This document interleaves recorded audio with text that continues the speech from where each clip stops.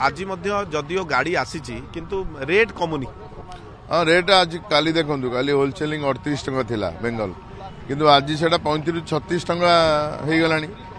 35-36 3 टंका 2 टंका कमिला 30 टंका बिक्री होची 3 केजी को आपण हिसाब करंतु केजी केते पड़िला। हाँ जोटा थिला काली 45 टंका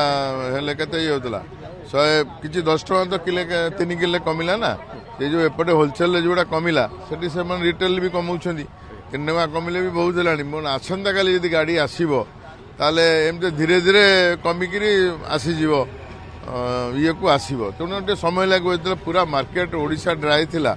तेणु से जगह यदि गड़ा बाट दे आसू एपटे ईपी गाड़ी आसू कहीं गड़ा बाट पुणी आ गोटे प्रोब्लेमटा रही जेहेतु स्टोर मालिक गवर्नमेंट बेंगल चली गोटे आलोचना से सफल हो खोलीगले गला यदि न खोलिला पुणी स्टोर जब बंद हो सी पुणी आ गोटे प्रोब्लेम हो ये गड़ा बाट दे जिनस मिल आज केते गाड़ी आसी टोटल आज बेंगल धरतु 3टा 2टा गोटे थिला बालांस 3टा आउ पार्ट लोड आई धर सारे गोटे गाड़ी हम 4टा ईपी 2टा आसी 5-6 गाड़ी हो गलानी आज।